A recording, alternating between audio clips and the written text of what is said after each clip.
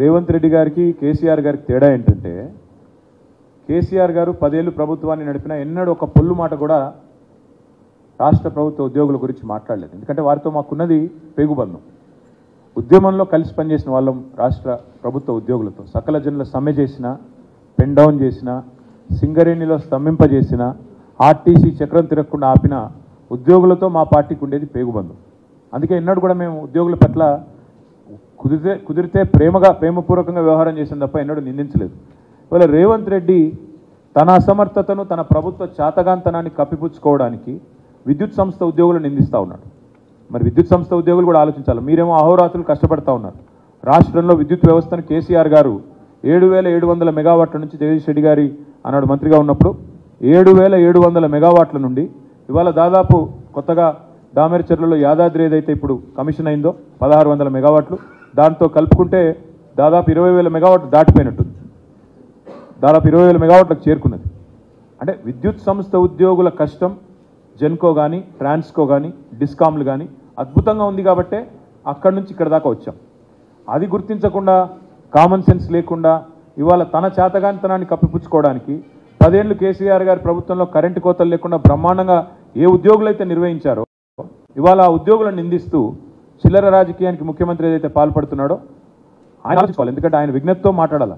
ఇవాళ ఎలక్షన్ అయిపోయింది, ఎందుకు మాట్లాడుతున్నాడు ఇట్లా? తన చేతగానితనం బయటపడుతుందనా? అదే చెప్తున్నా బ్రదర్. ముఖం బాగాలేకపోతే అద్దం బాలు కొట్టినట్టు వెనకటికి ఎవడు అట్లున్నది కత్తి. ఆయనకు చేత కాదు ప్రభుత్వాన్ని నడపడం. ఏ ప్రభుత్వాన్ని అయితే కేసీఆర్ గారు సమర్థవంతంగా నడిపారో, ఏ డిస్కంలను అయితే నడిపారో, ఏ డిస్కంలో ఉద్యోగులు అయితే అహర్నిశలు శ్రమించి ఆఖరికి శ్రీశైలంలో పంప్ హౌస్ మునిగిపోతే కూడా, కష్టమైతే కూడా, నష్టం జరిగితే కూడా, ప్రాణ నష్టం జరిగితే కూడా అహర్నిశలు శ్రమించింది ఇదే ఉద్యోగులు. వాళ్ళని ఇలా నిందిస్తూ రాష్ట్ర ప్రభుత్వ ఉద్యోగులను ఇన్సల్ట్ చేయడం అనేది ముఖ్యమంత్రికి తగదు. ఇకనైనా రేవంత్ రెడ్డి గారు తాను ముఖ్యమంత్రి అనే విషయాన్ని గుర్తు తెచ్చుకుంటే మంచిది. ఇంకా ప్రతిపక్షంలో లేడు. ప్రతిపక్షంలో ఉన్నప్పుడు ఇట్లే గావు కేకలు పెడబొబ్బలు. అప్పుడు పోలీసు వాళ్ళని తిట్టిండు, ఉద్యోగులను తిట్టిండు, కొంతమంది తొత్తులు అన్నాడు, మళ్ళీ ఐఏఎస్ అధికారులను తిట్టిండు, బీహారీ గ్యాంగులు అన్నాడు, ఇంకా కూడా అదే దిక్కుమాలిన మాటలు మాట్లాడుతున్నాడు. ఇది మంచిది కాదు. ఇప్పుడు ఆయన ముఖ్యమంత్రిలాగా మాట్లాడాలా? ప్రభుత్వాధినేత తన కింద పనిచేసే వాళ్ళు తానే నమ్మకపోతే, తన పరిధిలో పనిచేసే ప్రభుత్వ ఉద్యోగులను తానే నమ్మకపోతే, ప్రభుత్వ ఉద్యోగులను తాను గుర్తించకపోతే దారుణం. నిన్న నారాయణ ఖేడ్లో నేను చూస్తూ ఉంటాను. నిన్న నారాయణ ఖేడ్లో టీచర్ల మీద లాఠీచార్జ్ చేస్తారండి.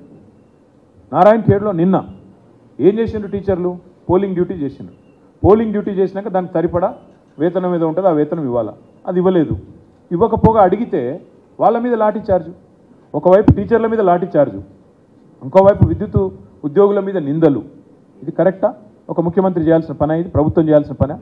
ప్రభుత్వం తన దగ్గర పనిచేసే ఉద్యోగులను సమర్థవంతంగా వారి దగ్గర పని తీసుకోవాలి, ప్రజలకు సేవ చేయాలి. ఆ పని చేయకుండా ప్రతిపక్షాలను నిందిస్తే ఏమొస్తుంది ఆయనకి?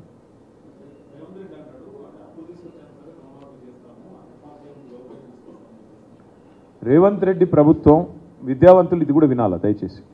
రేవంత్ రెడ్డి ప్రభుత్వం శ్వేతపత్రాల పేరిట కొన్ని రోజులు గారడీ చేసింది. ఇది ప్రభుత్వం వచ్చిన కొత్తలో శ్వేతపత్రాలు, ఖజానా అప్పుల పాలైంది, అది ఇది అని చెప్పి సొల్లు మాటలు చెప్పారు.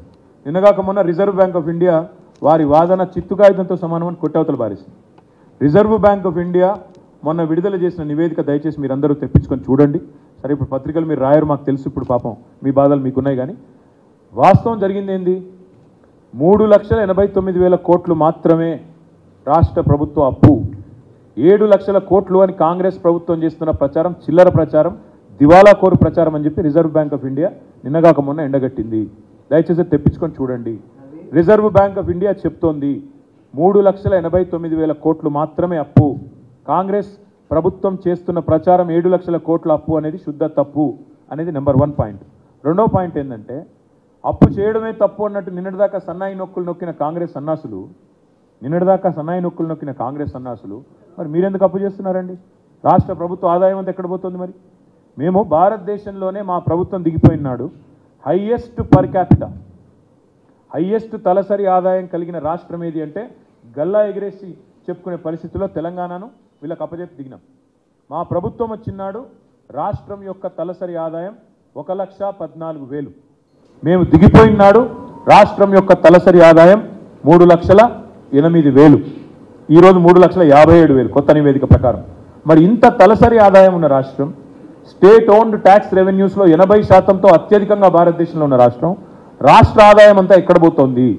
కాంట్రాక్టర్ల జేబుల్లోకి పోతుందా, లేక రాష్ట్ర ప్రభుత్వం ఇంకా ఏమైనా చేస్తుందో చెప్పాలా? రైతులకు రైతు బంధు రాదు, జనవరి నెల పెన్షన్లు కూడా కొట్టారు పేదవాళ్ళవి. మరి డబ్బులను ఎక్కడ పోతున్నాయి? అప్పులు ఎందుకు తీసుకుంటున్నారు? మేము అప్పు తీసుకుని నడుపుతాను, అప్పు తీసుకొని ఆనాడు ప్రొడక్టివ్ సెక్టర్లో ఉత్పాదక రంగంలో పెట్టుబడి పెడితే మమ్మల్ని నిందించారు. మేము ఇరిగేషన్ ప్రాజెక్టులు పెడితే, అసెట్ క్రియేట్ చేస్తే, మేము డ్రింకింగ్ వాటర్ మీద పెడితే, విద్యుత్ రంగం మీద పెడితే మా మీదనేమో నిందలు మోపారు. ఇవాళ అదే వీళ్ళు అప్పు కట్టడానికి అప్పు తీసుకుంటున్నామని చెప్తున్నారు. అప్పులు కట్టడానికి, రుణమాఫీ చేయడానికి అప్పు తీసుకుంటున్నామని చెప్తా ఉన్నారు. అందుకే నేను అడిగేది, ఇట్లా దివాలా కోరు రాజకీయం చేసేవాళ్ళు చెప్పాలా ప్రజలకు. మరి మొత్తం రాష్ట్ర ప్రభుత్వ ఆదాయం ఎక్కడ పోతుంది? పెరిగిన తలసరి ఆదాయం అంతా ఎక్కడ పోయింది? కేసీఆర్ గారు బ్రహ్మాండంగా మీకోసం అప్పు చేసినా ఉత్పాదక రంగంలో పెట్టి తలసరి ఆదాయాన్ని పెంచి భారతదేశంలో అగ్రగామిగా నిలబెట్టిన రాష్ట్రం తెలంగాణ. అట్లాంటి రాష్ట్రాన్ని ఈరోజు ఎందుకు మీరు నడపలేకపోతున్నారు? ఇవన్నీ కూడా ప్రజలకు చెప్పాలి సమాధానం. అన్నింటికి మించి రాష్ట్ర ముఖ్యమంత్రి, రాష్ట్ర ఆర్థిక మంత్రి రాష్ట్ర ప్రజలకు క్షమాపణ చెప్పాలా. నిన్నటిదాకా 7 లక్షల కోట్ల అప్పు అని తప్పుడు కూతలు కూసిన కాంగ్రెస్ నాయకులు సమాధానం చెప్పాలా, క్షమాపణ చెప్పాలా. రిజర్వ్ బ్యాంక్ ఆఫ్ ఇండియా చెప్తా ఉంది, రాష్ట్ర ప్రభుత్వం యొక్క అప్పు కేవలం 3,89,000 కోట్లు మాత్రమే. 7 లక్షల కోట్లు అని కారు కూతలు కూసిన కాంగ్రెస్ నాయకులు ఎవరైతున్నారో వాళ్ళు రాష్ట్ర ప్రజలకు క్షమాపణ చెప్పాలి. శ్వేతపత్రాల్లో పచ్చి అబద్ధాలు చెప్పినందుకు క్షమాపణ చెప్పాలి.